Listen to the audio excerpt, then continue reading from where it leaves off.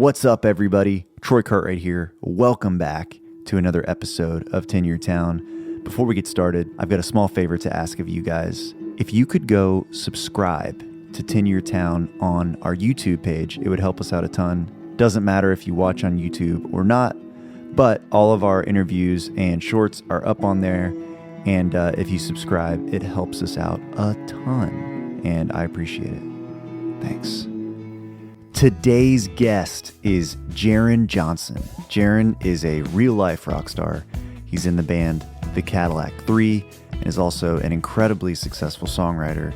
You know him from songs like Meanwhile Back at Mama's by Tim McGraw, American Country Love Song, recorded by Jake Owen, Raise 'Em Up, recorded by Keith Urban and Eric Church, and many, many more. I'm a huge fan of his artistry and songwriting, and I learned so much in this episode. I know you guys are going to love it too. So without further ado, here he is, Jaren Johnston. Well, thank you for being here. Yeah, thanks for having me. I always start this thing off with the same question, which is, how long have you been in town? Be 44 years in October. Dang. I was born here, Troy. Whole time. I have it tattooed on my arm. Were you born in Nashville? I was born at Baptist Hospital right down the street. Dang. I went to high school at Hume Fogg, and this is on Hume No way. Street. Yeah. Did you grow up like East Side. East Side? Before it was cool. It's so cool now. Yeah. I was over there writing with Zach Kill. Do you know Zach? Yeah. The other day, and either him or Lisa are the only two really that live over on the east side where I'll write on the east side. Yeah. But every time I get over there, it's like I end up driving home crying because I drive by my parents' old house. Where were they over like? It's over in Inglewood area. So there's an old airport. I don't think it's still running. It might still be going, called Cornelia Fort Airport. Okay. And now it's like the Shelby Bottoms and all that stuff. So I grew up on the dead end that looked out over that. Oh yeah. And ironically, my dad owned like some of that land and sold it 20 years ago before all this. Wow. For like 35 grand. Yeah. Yeah. Ouch. Yeah. Buying land in Nashville 20 years ago would have been a good move. Yeah. I used to live over off Shelby. Oh yeah. We moved like 3 years ago. Where'd you move to? Like Oak Hill, Green Hills. Oh, cool. Right. You got out. I live right by. You got out of the hood. I live right by Lipscomb. Okay. Yeah. We're in Forest Hills right now. Oh yeah. So you're right there. Yeah. And I love it over there. And like, the thing that I realized when I moved over there was like, where I lived in East Nashville was like, it's a new build, but it was like, it was close to like some stuff. Yeah. So there's a part of your brain that's like ready for anything. And like, you kind of realize like, oh, it's just quieter. I don't know if that's good or bad. Growing up in the east side, I'll tell you, and granted, it was Inglewood, so it's a lot of older people, families, straight up working class, whatever. But I'm telling you, it was scary over there back in the day. Yeah. It was pretty scary. Yeah. And now we hear anything over on our road, and I'm like, it's fine. It could be an axe murderer. He'll be all right. It's fine. Yeah. I feel like I don't even see like police cars hardly. Yeah. Like I don't know how that works, but it feels, it's the illusion of safety anyway. Yeah, totally. Crazy stuff can happen anywhere. So did you? I messed up your podcast, didn't I, by being from here? No, not at all. That never happens a lot. Okay, cool. Yeah, we just had Jody Williams on. Oh, cool. He's I love Jody. So I wrote with Driver last week, actually. Oh, dude, Driver's so good. Did you play music the whole time? Did I play music? Yeah, like from like you've been here the whole time. In that, I thought you were talking about the co-write with Driver. No. What the hell? Yeah, I mean, I kind of grew up in it. My dad was started out, they moved here pregnant with me from Louisiana, small town, West Monroe, actually really close to where Laney is from. Okay. West Monroe area. I was conceived in a double wide in Chatham, Louisiana. Okay. Which explains a lot if you know me or listen to any of my lyrics. But I was born in Nashville. So they moved here pregnant in 1980. And Dad moved here. He was in a band with Lonnie Wilson, Tim Minzy, a couple other guys called Bandana. They were on Warner Brothers Records. So they got a record deal. And that's the beginning of that whole thing. So I kind of grew up around drums and in the business. Yeah. And then dad was like, a song plugger for a while. So I kind of that was like when I was like probably 12, 13 years old. So I was seeing him kind of go and try to get the holds. Yeah. You know what I mean? Absolutely. So I saw that, and then, you're just in or around music the whole time. But naturally, being from Nashville with, 90s country and everything happening at the same time for me, and being the age where you're kind of most influenced, I would say, if you're, trying to be a musician or really into music, is that 13, 14 year, that's when it starts. That's when, that's when Nirvana hit. And, I found Dinosaur Jr., Rage Against the Machine, all that stuff. And so I was, to answer your question, I was in or around music. Was your forever. Because it goes one of two ways, but did your dad, like, was he supportive, or was he like, do anything else? No, I mean, he wasn't like going to ever force that on me, because he probably he knew how hard it is, Yeah. Always supportive.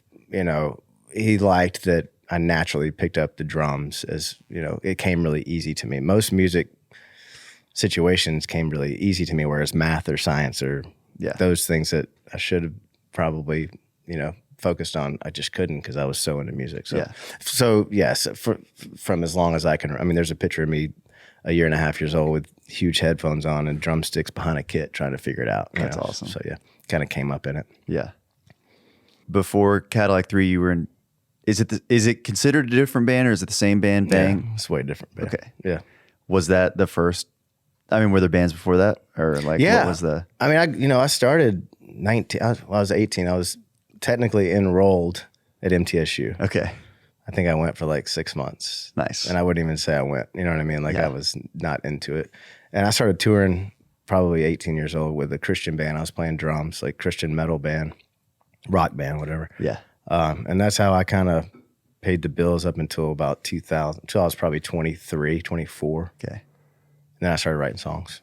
2005, got my first pub deal, and so on and so forth. And that was the Bang Bang Bang, American Bang era of my career. Yeah. But it's a different band. We were signed out of LA to Warner Brothers. It was kind of a shitty situation. Can you cuss on this thing? Yeah. It's a fucking shitty thing. Relatable. Yeah, it was a shitty record deal. Yeah.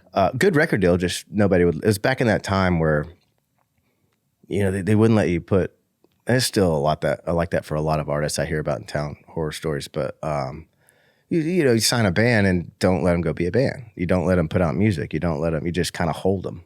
I don't understand. I don't see how anybody wins there. I don't get that. It's like, do you know the SpiderMan meme where it's all the Spider-Men pointing at each other? No.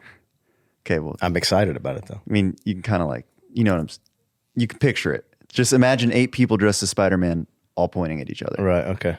And that's what that situation, which a lot of people get into, like feels like. That sounds more fun than the situation that I was in. At least you got Spider-Man suits. What I mean by that is, see, there you go. That. Oh, gotcha. It's like sign a band and then we're just pointing at each other. Yeah. Like, what's the point of this? I think our thing, we got signed and it was constantly flying us out to LA, or me out to LA, or Neil, both of us. Yeah. To write the hit. Mm-hmm. Why'd you sign us? We need the song. Yeah. And it's like, okay, well, I get that kind of. At least let us put out the shit that you signed us for. You know, like the reason that you were interested in the beginning. That whole thing just rubbed me raw for 5 years. Yeah. That record finally came out. I spent like over $1 million on that record. Dropped us, I want to say, the month it came out. Wow. And that was in like October or September 2010. In January 2009, we recorded the first Cadillac record because I was with Dave Cobb, and because I was pissed, and I just wrote this thing. I was like, so this is how it's going to sound. We're going to just put it out. And so I'm thankful for those shitty years. Because kind of gave you some fuel. Yeah, and I got decent at writing songs during that time. You know what I mean? Like I learned a lot of what to do and what not to do. Yeah. From going out to LA and writing with these 90s rock stars. You know what I mean? Like, I know who can fix it. This is the A&R guy. Let's get the guy from Vertical Horizon to write with it. You know what I mean? Yeah. Which those are great dudes and great songwriters. Yeah, but probably cool Did they know what experience. we do? I don't know. you know? Yeah. That's really funny. I did love Vertical Horizon though. Yeah, Sick. Scannell, Matt Scannell. Yeah. Lead singer, wrote with him. Yeah, they got some great records. Yeah, it's great dude. So yeah, you were writing songs at that point too. What did the success of the artist stuff coincide with the songwriter success, or did one happen before the other? A lot of it was, I think, it's interesting because when the first band fell apart or got dropped, however you want to say that. Yeah. 2010, like right when it ended is when I started getting cuts in town, and I had my first number one with Keith, literally right around the same time. And so I used, like, it was really interesting. It was great how it happened because I was like, what the hell am I going to do? Yeah. And finally people started paying attention. Keith was he really helped me kind of jump into the next level of that thing, the songwriting thing. Yeah. Because people, you know how it goes. Once you get something like, oh, that's the Keith guy, he can get it to Keith, whatever. Yeah. And that thing kind of helped, at least when we started Cadillac. If nothing else, people would pay attention because I had 3 or 4 number ones outside of that. And the band was cool. Yeah. We were out with Eric, we were out with Dirks, we're out with ZZ Top, we're out with Skinnerd, we're out with Hank. But yet I'm writing these songs that are, Jake Owen hits and McGraw. And so you're just like, people constantly, I think for the first couple of years, were trying to put together, what the hell? Why does the band sound so left and different and not hit-ish? You know what I mean? Yeah, from these songs. And the classic one is like, why don't you save some of these songs for yourself? I was like, well, I want to be in a cool band, but I also want to, this way I don't have to be that guy. McGraw can go be that guy. I can be the badass in the corner that has fun, Did you always think of them kind of, did you ever struggle with going like, oh, this song's for Cadillac 3 or this song's for, or did it just know? I mean, it made sense. Yeah. And most of that stuff at the time, I was either writing with just myself or I was writing with Neil, our drummer. Yeah. And it's, which is weird. We have weird things though. Like, so we have a song called White Lightning, and it was a very early song and everybody wanted it, and I'm glad I did, because it's kind of a staple song for our band and our brand right now, 10, 12 years later, 11 years later. But like, it's fun. I took it from everybody. I literally said, no, you can't have it. Did you even like turn it in? Yeah, I turned it in, but it's at that point it hadn't been cut, so it's not public domain. Yeah. And it's mine. I wrote it by myself. So it's like, I did the same thing with Days of Gold with Jake Owen. I pulled it from him, and he called me. He was so mad at me, and we were about to go out and do 6 months with him on the road. I was like, well, we'll both cut it. And so that's sick. We ended up both doing it, and I didn't lose a friend, so that's good. Or a tour. Yeah. But yeah, it's interesting. It's always different, but for the most part, or at least I know if it's going to be a Cadillac thing or if it's going to be something else. Yeah. That's amazing. Yeah. Well, man, normally we kind of like just pick different like high watermarks along the way and kind of dig into them. But I don't know. I feel like you've got so many awesome, like, got some low ones, bro. Yeah. Let's go low. Let's go low. No, man, I remember this time.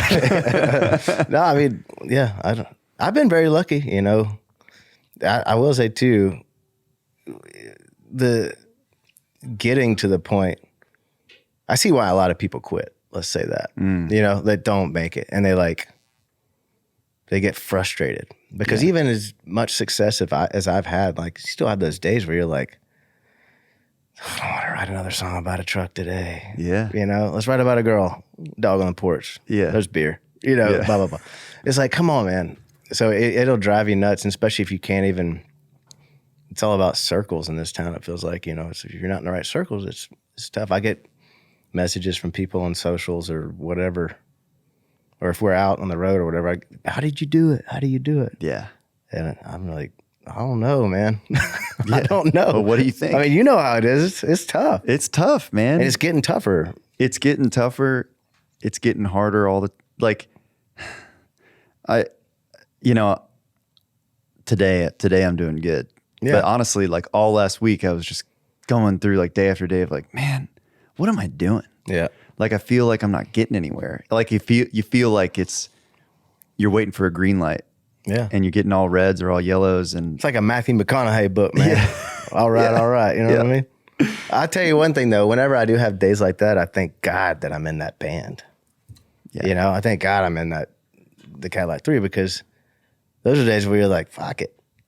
Yeah. You know, let's do go, this. let's play sold out shows all over the world and do it our way. Yeah. And then I'll think about writing a song for somebody tomorrow. You know what I mean? Like, Yeah. that's I'm so glad that I kept that cool, Mm-hmm. you know, and I didn't give that away. And even signing to Big Machine, which seems like the last place in town that we would have ended up. Mm-hmm. But we met with everybody. Probably could have signed with anybody, but like Scott Borchetta was the one guy, and powerful enough too to back this up, that said, "How do you want to do it?" Yeah. You know, like, you know, what do you need? I make records. Yeah. And I give them to Scott, and they put them out. And That's there's amazing. no middle, like, well, we think you need this. I mean, no, this is it. You know? Yeah. It's great. So they've always just let you do your own. Let us do our thing. That's so sick. And it's you know, I've seen the other side of that too, where you're just so frustrated because you can't get content out, can't get music out. It's just a weird place to be. I just would never sign. And I have a record label. I wouldn't sign somebody if, let's get them, just let's hold them so they don't sign with nobody else. You know what I mean? Yeah. Like, what is the mentality? How does anybody win there? It's ridiculous. But yeah. Yeah. Yeah. I feel like you're just like living a lot of people's dream of like write hit songs, being a badass band, have a record label, and tour. Yeah. I mean, that's the dream. You throw family in there and a decent car, you got And you got a decent car. Yeah, it's pretty much we everything discussed you earlier. need. Yeah. So I'm like I said, very lucky, and That's awesome. yeah, man. Well, tell me about. I'll just ask you about a few of my favorite songs that you've been a part of. Man, I remember when I first started on this journey was when Beachin' was really popping. Beachin'. How did that one come about? Me and John Knight and Jimmy Robbins were down at 30A, the Writers Fest thing, down at the beach.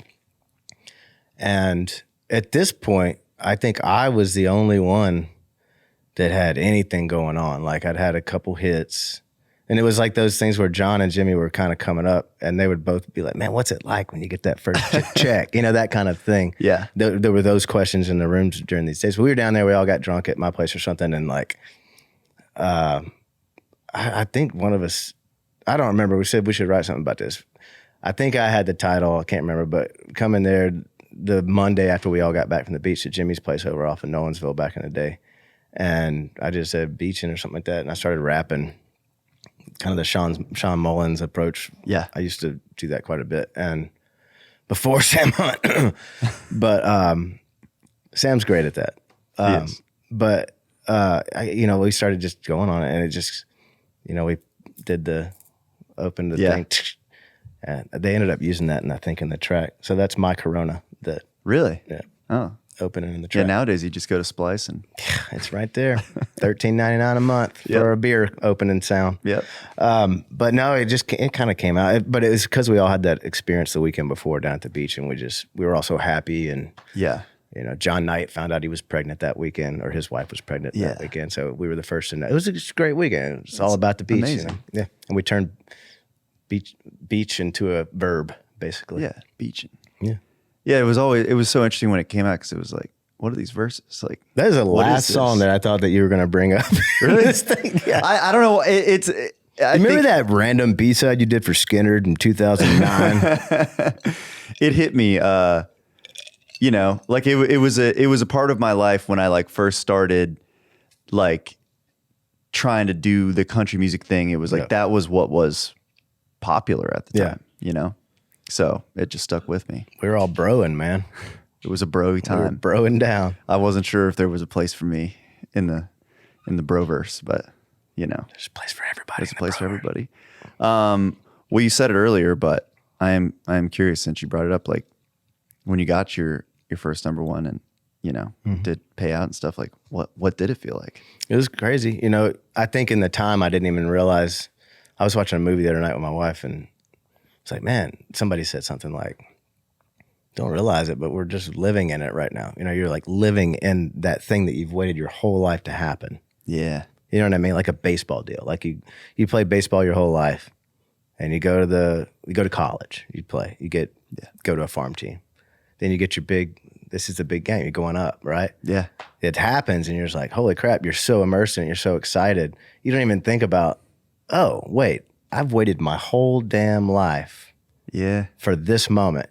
But it's so crazy, you don't even realize it till probably years later. You look back and man, that was wild, Yeah. I had 4 songs on the radio at the same time, the top 10. This is how Ashley Gorley feels every day.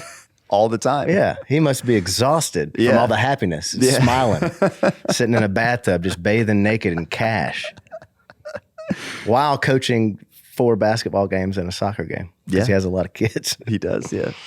Yeah, it's pretty sick. But yeah, that's always it's a game changer. But it also made me able to enjoy touring where we weren't making a killing yet, Yeah, but you were just. But we had, the money thing was taken care of for a bit. It's such a different way of looking at that, Yeah.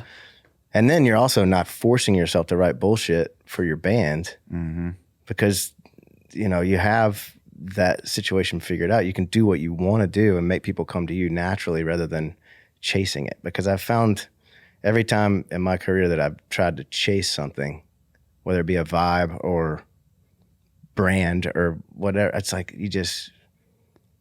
there's already one Kings of Leon. I found that out. I knew those guys. I know those guys. But when we started our band, they started their band about the same time. They got big really quickly. And so naturally, me and Caleb's voices at that time sounded very similar because we both grew up listening to Fogerty, fucking whatever, Southern rock, grew up in church, that kind of stuff. He's already one of those. So I spent a lot of time figuring out the hard way that, create the own thing. That's where we got the Cadillac thing. And I think me having some hits on the radio with other people gave me the freedom to be able to just fuck it, man. Let's just do something cool. Like, it should let's go to a chord change, go to a different chord, but make it lift in the chorus. Why? Stay in D. Stay in D, hit a riff. Yeah. Say whiskey at the end. Let's fucking go. That's how Cadillac was created. That's amazing. Yeah. So, but yeah. Yeah. It's, I don't know. I've never heard somebody talk about it like that, but it's like, you just kind of had the luxury of like time and space. And like, that's part of what happens a lot in Nashville. Somebody gets signed. If it doesn't immediately take off, it's like, we got to find the song. Everybody starts getting real like tight. Yeah. And they're just trying to like solve a problem. And it's like, well, what's good for this artist? Like, what does this artist need to say? I have so many people come to my house in my little writing room there that sometimes you just know. I mean, you always hope for the best for these people, right? Yeah. But they're so defeated immediately because you can tell, they got a deal either because of, and this is different every day, but they got a deal because they have X amount of followers on whatever platform. Yeah. We all know that story. Or just, I don't, or they got a deal because they had some hits on somebody else, whatever it is. It's never because it never really seems real. It's like, how'd you get your deal? Well, it's never like, Scott Buschetta saw me singing in this shithole hotel in Mississippi, said, I think I got something, so gave me a deal. It's never, you never hear that shit anymore. It's never like that. No. It's always like, well, and they'll tell you all their numbers. And I'm not going to name any names and we could get weird, but let's just say X beginning country star will come in and they will tell you every hit they get on Twitter and all that shit, TikTok, but they can't write their way out of a wet paper bag. And so you're there sitting there and you just, 9 out of 10 is probably not going to work. Even if this song is incredible. And 9 times out of 10, song is great. They still don't end up cutting it.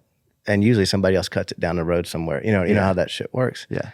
So frustrating. So I don't know how in this day and age the kids do it because it's harder than ever to, I feel like stuff's just getting signed or or sign, whether that's to a label or like a high powered manager or something like that. It's like everybody's always looking. So as soon as something gets a little bit of growth, it's getting signed, and then it's like, but we're squeezing it. I feel like we're squeezing out so much of the creativity that happens from just spending a few years, like trying to sit there and just go like, what do I want to sound like? Yeah. It's hard.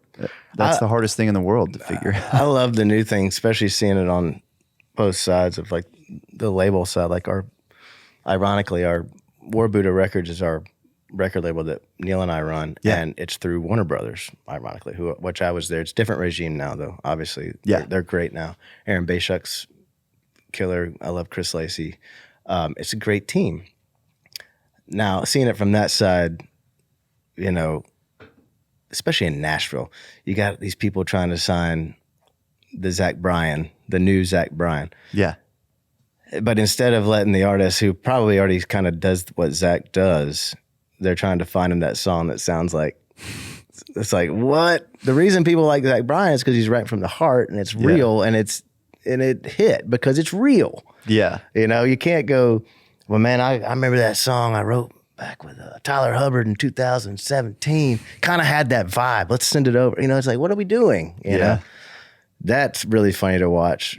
And I think a lot of label people are missing the point of why Zach Bryan is what Zach Bryan is. Why Sturgill is what Sturgill is. Why Stapleton is what Stapleton is. Yeah. I love when people send somebody into my room that sings a little bit like Stapleton, because it's just like, I try to do the most opposite way. If he has rasp, I'm like, no rasp. Sing very normal, very quiet. Don't give him this, don't do that, because you can't do it as good as him. No. Just do, who are you? If you weren't singing like, obviously you grew up listening to, or you're a big Stapleton fan, or whatever. Of course, yeah. Just find something else. You got to. That's the hardest part is like finding out who you are. Being unique is like one of the hardest things in the world, But then you look at, let's use Nate Smith as an example. I don't know him. He was a nice guy.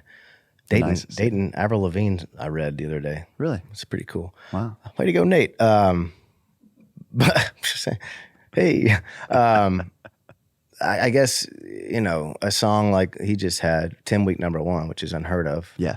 Unless you're Morgan, which I don't even know if he's hit 10. Yeah, I think 10 was a record or tied the record. Yeah. Another Ashley song. Surprise, surprise. Yeah. It's just what he needed. But that's right down the middle. Mm-hmm. There's nothing wrong with that song, the World on Fire song, right? Yeah. So that one, and it's normal. And so, I'd be very curious to ask Nate or his people, his team, like, what got everybody fired up to where that thing hit like it hit? Yeah. So there's that side of the things, and then there's bands like us who, that's his first #1, right? Second. Yeah. Tells you what I know. That's huge, It's huge. Yeah. I'd be curious how many tickets Nate sells. I mean, it's hard to tell from Instagram, right? But perception is everything. It looks packed, man. Yeah. But I think that's also like a testament to, like, we say radio doesn't matter or whatever, but it's like for some of these acts, Nate Smith is a great example. It can get you there pretty fast. Yeah, dude. If we had one hit song or even a top 20, we'd be in small arenas, because we're already doing sold out clubs and theaters all over the world, small arenas in the UK. So just to go on what you said as far as radio doesn't matter, I don't know how long it will keep going like that. But I mean, if a band like us that has a following that we have, if we had one hit to bring on everybody else, even semi-hit, it would be a game changer.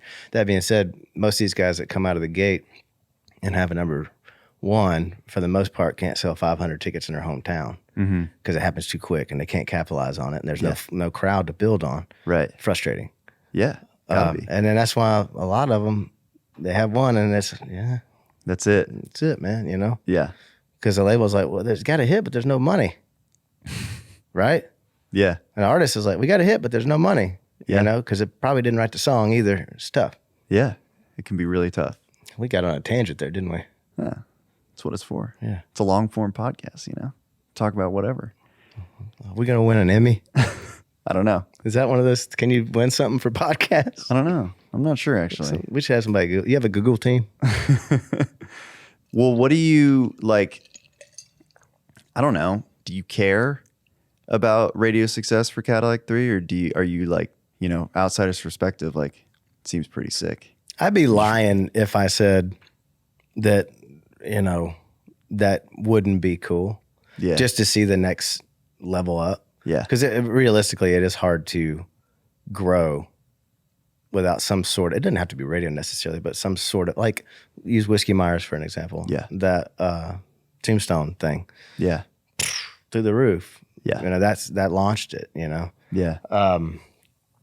So some sort of mega event like that, career-wise, would be really cool to see. But, I'd be lying if I said I didn't care. Yeah. But I don't base our records around it. Like, I'm not sitting there going like, this could be huge. Yeah. Yeah. That makes sense. Yeah. Because let's be realistic. I'm not going to get in a car and go to a radio station at 7 a.m. and go buy him a steak. Yeah. We've been down that road. Yeah. And as Stan Lynch said from the Heartbreakers, I'm way too damn old and too damn successful to give a shit about that. You know what I mean? Yeah. I love that. But I do see the benefits that could come from that. Yeah. I think it's really inspirational or whatever. Bands like you guys, like you see somebody like Kip Moore is a great example of somebody that's had hits for sure, but also just makes great records and has an amazing fan base. We've opened for him a handful of times and it's like, dude, this is incredible. I mean, he's a great example of how it can work. Yeah. I'm talking worldwide, but you also have to commit to worldwide. You know what I mean? Like he went to South Africa last year. What do you mean by that? It goes. You have to go. Oh yeah. Build up a following. You have to do that. Kip knows the difference between Kip and most of these people is Kip knows what he wants and he knows how to do it. He's a prolific writer. Mm-hmm.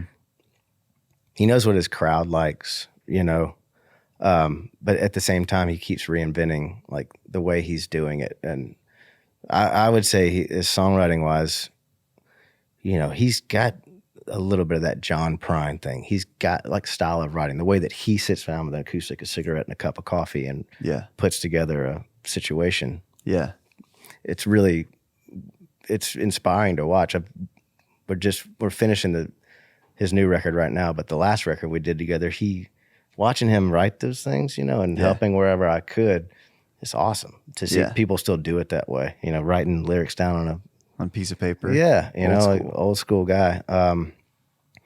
But yeah, and I think Kip could still have radio hits. It's just the game and the competition is so different now. Yeah. He can't write these records trying to compete with Morgan or Luke Combs or anybody like that. He has to write the best song that Kip Moore can write. And hopefully I do my job producing and we win. Now whether or not the promotion team can get that on radio, it's a whole different thing. But somebody else's problem though. Yeah, but he is a good example of doing your own thing and and sticking to your, proverbial guns. Sure. How do you balance all the you've got the songwriting, you've got your own band, touring, and the production stuff. Yeah. How do you do it all? It's a lot. I don't know. I have an amazing wife. I have a great team around me too. I sound like I'm at the damn Oscars or something. I'd like to thank my team. Jason back there in the back. Gotta thank the team. Yeah. No, but it really is a lot, and sometimes it's too much. I think I figured out a little bit in the last couple of years how to just kind of let go and not stress over things and get to things when I can get to things. Yeah. It's a lot easier when you're working with people that understand family life and understand how much shit I have going on. Kip's a great example there. Kip's like, he gets that. Like yesterday, he hit me about something. I was like, dude, Jude's sick. That's my son. Yeah. Da-da-da. He's like, cool. I get it. Other people be like, well, that's, but I need this by tonight. Like, call somebody else. You know what I mean? That kind of thing. Yeah. I think that's very important to keeping everything floating. Yeah. And that's all we're trying to do is float 5-6 boats at the same time while being in one you know what I mean? Like, yeah. I'm not gonna lie to you. It's a lot. I get behind on demos quite a bit, but yeah. When you're on the road, are you like, you writing out there? Are you doing production stuff, or are you trying to focus just on being on the road? I mean, you know how the road is mostly hurry up and wait. It's a lot of sitting around. Yeah, so I got a little studio in the back of the bus, and I do most of the Cadillac records back there. If we're on the road, I'll do all post-production on most of the records that I'm working on. Demos. We'll write sometimes. We usually bring a writer out maybe once every 2 months, maybe. You know, Yeah. We used to do it more, but if you're working at home and working out on the road, sometimes it just gets to be too much, you know. Well, and sometimes too, you're out with somebody and it's like, they're like, man, I'm just kind of trying to chill today. Yeah. Like, cool. Or you don't like the person, like, this was a mistake. They're in this very confined space with me for 3 days. Yeah. Yeah. That makes sense. Well, I mean, you've been doing this your whole life, but you know, you've talked a little bit about, you get these people that sit down in the writing room with you that are green or just don't know what's going on yet. Like what kind of advice would you give to somebody to like, who was just getting started? I mean, I think it's kind of, I've touched on it a little bit earlier, where every time you're in a room, I would say write as much as you can without burning yourself out for a new guy or girl. But I also like, if you're getting into these rooms with people that obviously for some reason have had success, or maybe it's just something that you like that they do, you know, like learned something every co-write, whether it's something to do or not to do. You know, I've stole from so many people on like just little tricks in the songwriting room, you know, the equation, like looking at how. What's a trick? You know, like how Tony Lane, when he sits down, he starts drawing whoever's in the room. Like he'll it's crazy. You know, Tony? Yeah. He'll do that and it takes his mind off of what they're doing, but he can come back to it and be there. Like also, like watching, I'm going to use Tony again. Like I'll get in there and play something and I'll be like, dang, I'm so sick of where I go naturally. Yeah. Melodically or chord-wise. Tony, where would you go? And then I'll be playing something. He's just like, oh, smoke cigarette here. Yeah, Wheatfield, Kansas.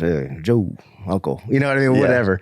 He goes on that road. I was like, that's it. Let's do that. You know? And Tony the whole time, most of the time, is probably like, no, I want to do beaching. you know what I mean? Yeah. But it's learning to not think that you're the hottest shit in the room too. And just be like, obviously, this person's in a room for a reason. Yeah. Like I've had new people come in before and like just not listen at all and not take advantage of what's in that room. And I like to look at all the strengths in that room, whether somebody's really killer with melody or, man, I love that thing that Brent Cobb did. I want to do that. And Brent's in the room. Yeah. Let's tap into that. You know, Yeah. I think artists that come in with a heavy idea that they won't back off of and won't listen to anybody are shooting themselves in the foot. And it's really, it's hard. I mean, it's like, dude, that's why they call it co-writing. Don't be stubborn. Yeah, listen. I think that's the biggest key too, is listening in the room. Yeah. Knowing when to talk, knowing when not to talk. You know? And I don't know when that is, when those things are right, but you know. Yeah. Just try and be open. And you know, it's like, you know, Falcon over Chris? Combustion? Yeah. My wife went to school in high school. Okay. Yeah. He had this analogy one time, like using, it's like co-writers are like, you know, it's like spices, cooking, you know, you need some paprika. A little garlic salt on this one. Yep. Let's call Jaren. Yeah. That's what it is. And I try and think about co-writing that way. It's like, okay, who's in this room today? So what kind of song, I don't know, what kind of song seems possible, but then sometimes just being open to like, well, what would it sound like if Tony Lane tried to write a song like Beachin'? That'd be interesting. Yeah. You know? I'd do it every day. Yeah. I literally, Tony knows this. I've been trying to do a record on Tony for like 5 years. We're old friends. He sang at my wedding. He sang, I need you like a needle needs a vein. He sang it at my wedding, dude. He's writing. Or I think we're writing tomorrow. No kidding. Or maybe Wednesday. Okay, dang. Tell him I said hey. He's yeah. Oh, incredible. Jaren, what do you say? He's always got his guitar and some insane tuning. Yeah, it's usually a C sharp or C with some weird note down there and 2 capos on it. It's like I'll write with him and then I'll just want to write every song in that tuning for the next tell him 2 months. Tell him I said for you to call him 2 capo Tony. Okay. Tell him to tell you the story about 2 capo Tony. It's pretty good. He might have been drinking pretty good that night. 2 capos. Mm-hmm. Man, I feel like I learned 2 Clint Daniels was one of my first co-writes. He was using 2 capos. Thought that was pretty sick. I don't know. I wouldn't know how to. It's just drop D, but that's why you got the 2. Yeah. A lot of times. See, that doesn't mean anything to me. I got nothing. Seems like 1 capo too many. Yeah. Like what kind of bands are you signing to your label? And like, there's young songwriters, young artists listening to this. Like, how does somebody, say specifically, but like what gets your attention and kind of in that? The weirder, the better. The weirder, the better. More left. Our kind of brand statement is fit out, not in. Mm. And I mean that, like I think, like we were talking about earlier, there's already one Zach Bryan, and the powers that be like, man, this guy's numbers are really good. Mm-hmm. He's kind of doing this thing. And I listen to it. I'm like, okay, yeah, but he sounds just like Zach Bryan. Zach Bryan's on Warner. What are we doing? Yeah, you can't have chase him. That. Yeah, and you're not going to put as much love into this dude if he sounds just like that dude. Mm-hmm. And I don't want our label just to be a clone of what other people are doing. So it's like, the first artist we signed, her name's Rhett Madison, and she's brilliant, beautiful. Beautiful. I mean, her whole thing is just incredible. And she speaks her mind. And it's the record that we just put out on her is all about her mom committing suicide. And it's very dark, but it's fucking killer. It's great, and it's moving and it's real. And I think that's the kind of stuff that we're leaning towards, is somebody that's ready to put it all out there and kind of like say things that aren't necessarily comfortable for normal people to hear, but it kind of makes you do like that and makes you pay attention. We signed this band called Jive Talk from Nashville, indie rockish kind of thing. I don't want to compare them to stuff because I don't want to get in trouble later, but from them. But it's very cool and it's different.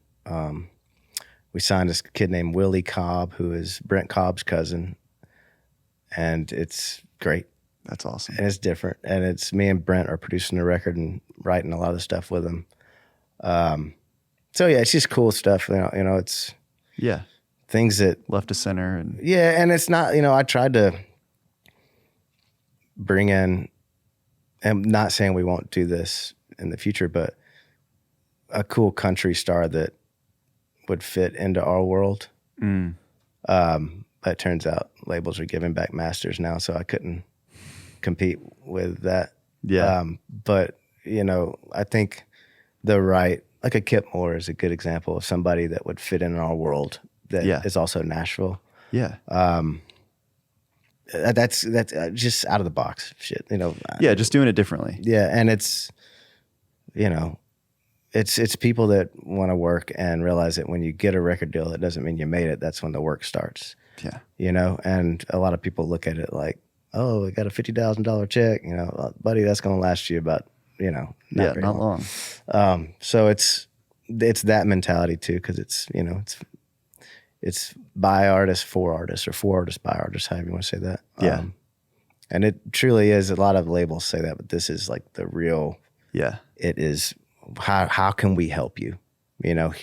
How can we get what you're doing? We love what you're doing. How can we make this to get it on other ears, get it on eyes that wouldn't normally see it, do that. And so that's sick. But yeah, it's a lot. It's fun, Yeah. But it's does it feel like a different muscle? It's like you have 3 new kids. Yeah. You know what I mean? Like it's because they sign with you, giving you they're putting faith in you that you can do something that they can't do themselves. Yeah. And that's heavy. Heavy lies the crown of that kind of thing, Yeah. I mean, there is so much that you can do as like a fully independent artist these days. So like, what do you see as being someone that has a label now? Like, what do you? The people that we're signing and us being based in Nashville, we're, primarily working with the LA team of Warner.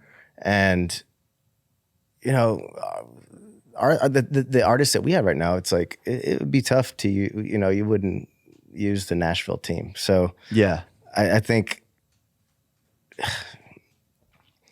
there are opportunities you can do on your own. I do think the way that Warner is in LA doing, and the team that we're building here in town with our people,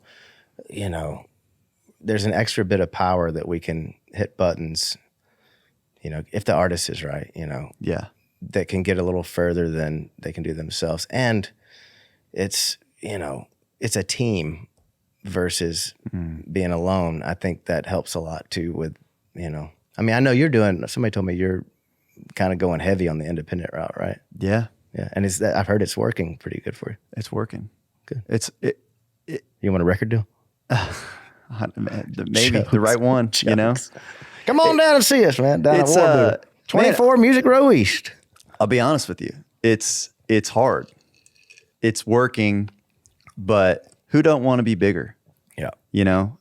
There's nobody, I don't think there's one artist in the world that's like, I'm happy with where I'm at, It's right. like, no, I want to be bigger. So it's just figuring out you got to constantly innovate what you're doing just to promote stuff or whatever. It's like, making the music is a big portion of it. The way it sounds is a big portion of it. But ultimately, just getting it to whatever you want to get on this playlist or whatever, which does that matter? Yeah, I know. I don't know. It doesn't. Sometimes it does. I think it does if it's the right one. If apparently. it's the right song, and I it hear. connects. I hear that's the thing. I don't really know. But I just learned trial by fire, I guess. Like when I was at a label, it was like the wheels just move slow. Yeah. So it was like, all right, I'm trying to make something happen and just prove, I guess, to myself more than anybody of just like, hey, you can do it this way. And like whatever happens next, like I can't predict, but I like to steer my own ship, Yeah. and I care. It's, too, it's when you see the money that you wouldn't normally see if you were with a label is always interesting too. It's like, oh, wow. And I'm doing something different. I'm like, I break off a little piece for the songwriters. I just pay them out of the master. Nice. You want to write? Yeah, let's write. Troy got the last game in town, man. But you just look at the way I just look at something. I'm like, well, here's the way it is. What would it look like if it looked different? And let me walk down that road for a little bit. Yeah, and, I love it. Yeah. But it's changing all the time. And I think, the Songwriter Royalties are like, it's getting better. Yeah. So they say. We keep saying that. Yeah. Like it's getting better, right? I just saw like we got like $400 million. I'm like, now how they're going to disperse it. How does that work? The interesting thing. Yeah. I feel like $399 million, that's mine. Yeah. That's what Ashley's saying right now. Do you, I don't know, you got a lot of cuts, so I'm sure even the streaming revenue, like as a songwriter for some of those songs is probably pretty significant. So do you even look at it? I don't look at it. My wife works at ASCAP, so she kind of keeps all that stuff. I don't know. I try, honestly, man, you try to just keep your head down and keep writing, and everything seems to work out all the time. So, I do find that the less songs, I was doing like 2 a days for years, and stuff. The less I write, I feel like that maybe it's just because of where I'm at in my life, but the songs are better. Yeah. So that's been interesting. I don't, the money thing. Who knows? Yeah, I don't know. It's so like disconnected from. Yeah. We get statements and you're like, oh, cool. Yeah. But I'm like, I look at it, I got whatever BMI statement. I don't know. It's a couple weeks ago or whatever. You look at it, you're like, I guess it's right. Yeah, sure. I don't know. Sure. Thank you. I can't prove it. Yeah. What do you do a lot of stuff to prepare for writes? Or are you just going in there? You big hookbook guy? Like what's your... No, I'll write down stuff on my phone if I think it's neat. And sometimes, if I got a new person coming in, that I don't know, it's hard to say things without being not mean, but I'll sometimes write a verse in a chorus if I think it might be easier to get started that way. Yeah. You know what I mean? Yeah, totally. But even if I do that though, I always like, you know, what do you think? What do you want to do? You know, like, you got something, or you know, you want to jump down this world, whatever. You know what I mean? Sometimes I'll make a track. I don't know. And then some, like today, it just me and Tucker Bethard and Hunter Phelps just sat and started something. You know what I mean? So pretty sick combo. yeah, it's fun. Yeah. So you know, it's different every time. But, yeah. That's awesome, man. All right. Well, I don't know. You got anything else? Any other wisdom you want to impart on Just the world? Say no to drugs. Okay. Stay in school. Actually, the drugs thing, if it comes from the ground, you're probably all right. Okay. I don't know. That's good. But yeah, no, I love what you do though. This is cool. I watched one of them and I didn't know who the person was. Did you learn something? I think I already knew everything that y'all were saying, but I was entertained. Well, that's good. Yeah. I was like, oh, I see where they're going with this. Yeah. Entertainment's perfectly acceptable reason. Yeah. You should get Kip to come on here though. He'd be good at this. Yeah. Be interesting. That. Yeah. Awesome. Well, hey man, Appreciate thank you for having being me, here. man. Yeah, dude. All right. That's it. That's the pod. See you later. Thank you so much for listening to this episode of 10 Year Town. If you're still listening, you must have liked it. So we hope that you will leave us a rating or review on Apple or Spotify, or give us a subscription on YouTube. It's all free. Don't cost you nothing. But we appreciate you being here, and thank you for supporting the 10 Year Town community. See you next week.